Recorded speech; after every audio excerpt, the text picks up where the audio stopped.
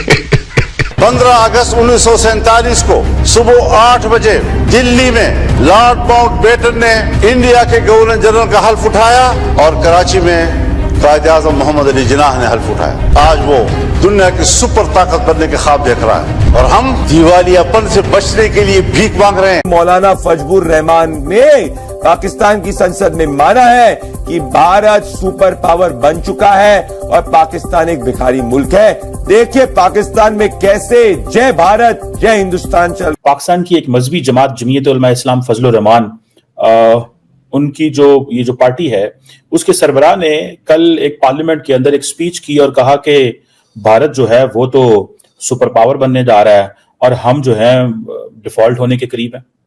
ये जो लफ्ज है, जारी बात है, इसको इंडियन मीडिया और इंडिया बड़ा हाईलाइट कर रहा है कि भाई देखो कैसा वक्त आ गया है कि जो मुल्क हमारे साथ आजाद हुआ था आज वो खुद मान रहा है कि हम जो है वो हार रहे हैं, हम पीछे हैं। शेख फजलुर रहमान जमात उल-उलमा इस्लामी के चेयरमैन हैं, उसके हेड हैं और उनको मौलाना डीजल के नाम से भी जाना जाता है क्योंकि जब बेनजीर भुट्टो की सरकार थी तो इनको डीजल की एजेंसियां मिली थी फर्जी तौर पे। इन्होंने खूब पैसा बनाया मौलाना साहब ने, राइट। उन्होंने ये बोला है कि जनाब भारत सुपर पावर बनने के रास्ते पे चल चुका है और हम लोग डिफॉल्ट के दहाने खड़े हैं और डिफॉल्ट को अवॉइड करने के लिए हमें भीख चाहिए। अभी कोई नई बात नहीं है। हम कहते हैं हर बात में इंडिया को सपोर्ट नहीं करना। उन्होंने भी 1947 में आजादी लिया, हमने भी 1947 में आजादी लिया। आप आज देख ले, माइक्रोसॉफ्ट का हेड ऑफिस उधर लगा है, अमेजोन का हेड ऑफिस उधर लगा है, इवन के टेस्ला जो इलन मस्क की कंपनी है उसका हेड ऑफिस उधर लगा है। वो अपने लोगों के एप्पल गूगल ये सब इवन के हमें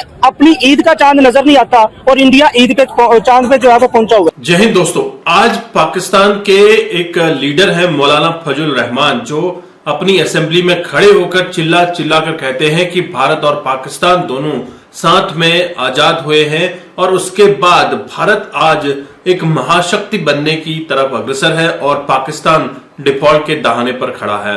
ये सब कैसे हुआ, किस तरह से हुआ, इसके बारे में हम इस वीडियो में बात करेंगे। हालांकि मौलाना फजलुर रहमान वही मौलाना है जिनको मौलाना डीजल के नाम से जाना जाता है और इन्होंने 1970s में जो ब्रिटिश काल में बनाए गए स्कूल्स थे उनको नेस्तनाबूद करके मदरसे बनाना शुरू किए और आज की डेट में इनके पास लगभग 60,000 मदरसे पाकिस्तान में हैं और यही पूछ रहे हैं कि पाकिस्तान की हालत ऐसी क्यों हुई है। तो चलिए इस वीडियो को एंड तक देखते हैं। मौलाना फजलुर रहमान जो कि बहुत सीनियर हमारे पाकिस्तान के पॉलिटिशियन है, 3 दफा वो कश्मीर कमेटी के हेड रह चुके हैं, चेयरमैन रह चुके हैं।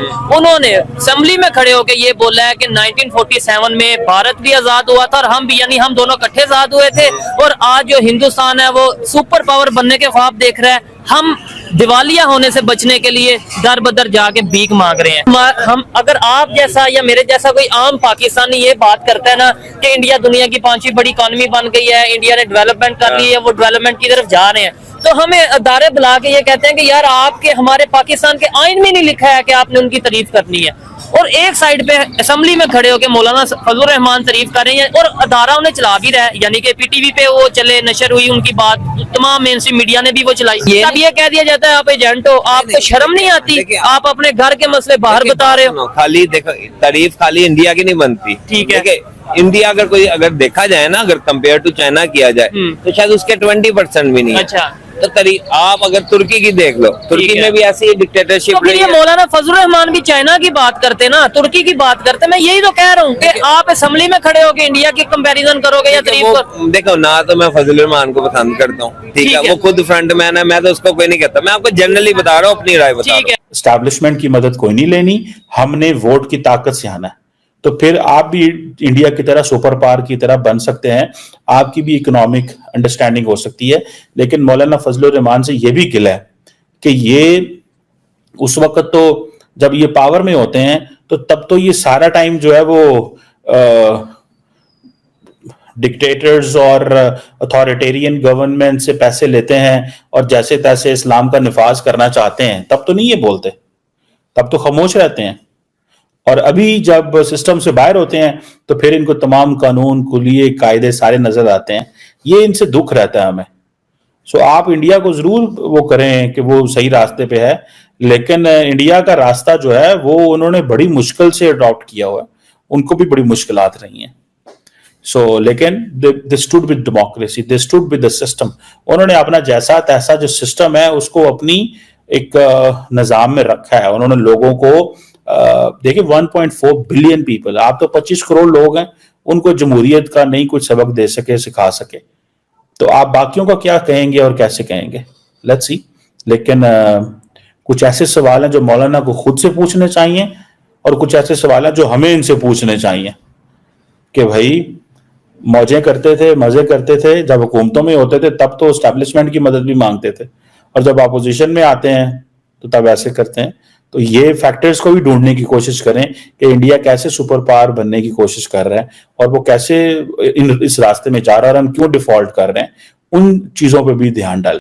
सारे के सारे लोग एक ही कमेंट कर रहे हैं और फिर वो जारी बात है इंडिया का डिस्कस करते हैं कि जी देखिए इंडिया सुपर पावर बन गया जी, उनकी इकोनॉमी कितनी है जी, आज उनके साथ सारे बैठने को तैयार हैं, वो सारे उनके साथ बैठने को तैयार हैं। हमारा वजीर आजम जाता जिथे जाता कहना पायन में से सैलाब आ गया सीधे रोड गया सा, flood damage and economic losses. हमने वो सैलाब का जो है ना, हमें तो ये चीजें डिस्कस, लोगों से जाके तरले मिलते हैं, माफिया मांगते हैं, हमें इस चीज के पैसे दे दो, इस चीज के पैसे दे दो। हमें एक दफा एक बड़ा, मैं सीनियर शख्स से मिला तो उन्होंने कहा जब हम जाके पैसे मांगते हैं बड़ी शर्म आती है।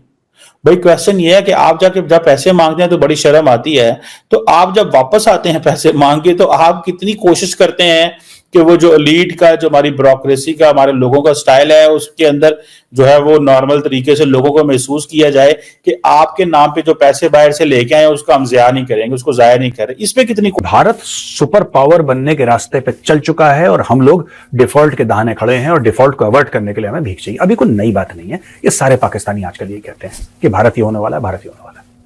और फिर पाकिस्तानी, हर एक पाकिस्तानी एक बात और कहता है, हर एक पाकिस्तानी एक बात ये कहता है कि साहब देखिए दोनों देश एक ही दिन आजाद हुए, दोनों मुल्क एक ही दिन आजाद हुए, और कहां भारत कहां।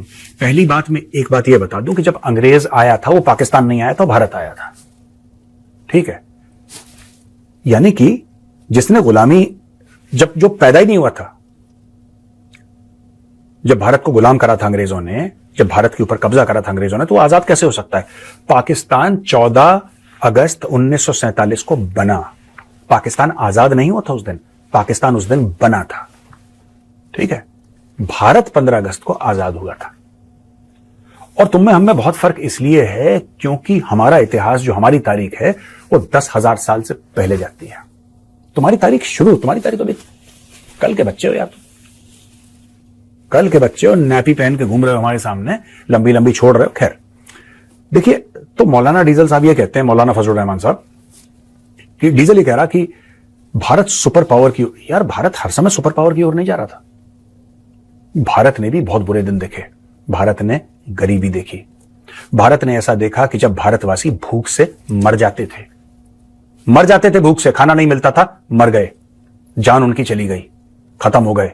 फैमिन देखा हमने, बाढ़ आता था तो लोग ऐसे बाढ़ में, एक शॉट में बाढ़ आई, निपट गए, सूखा पड़ा, खत्म, फार्मर सोसाइटी।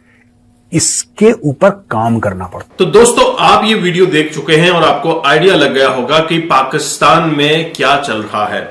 हालांकि पाकिस्तान की संसद में भारत की महाशक्ति बनने को लेकर डिस्कस होना भारत के लिए खुद का एक अचीवमेंट है।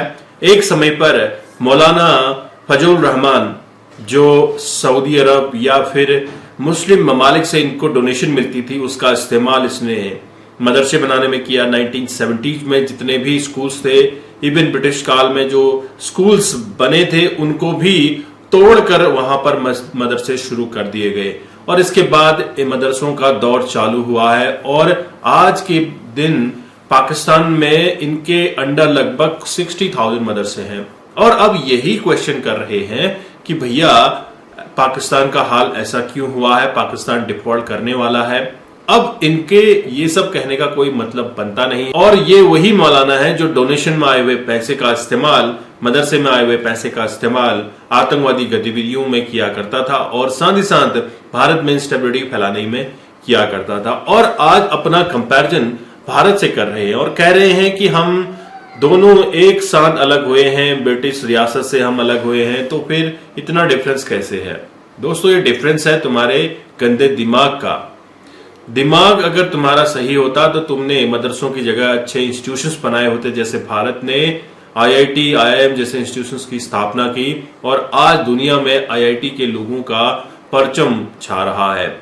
और भारत के लोगों में जो ग्रोथ की भूख रही है, स्टार्टिंग से लेकर एजुकेशन की जो भूख रही है, वही आज भारत को महाशक्ति बनाने की तरफ लेकर जा रही है। ऊपर से अच्छे लीडर का मिलना भी भारत का सौभाग्य रहा है, लेकिन पाकिस्तान में जो भी मैनेजमेंट है, जो भी रियासत है, वो सारा आर्मी एस्टैब्लिशमेंट के अंदर है। भले ही दिखाने के लिए डेमोक्रेसी है, भले दिखाने के लिए इलेक्शंस होते हैं, लेकिन सारा कुछ पपेट आर्मी का है।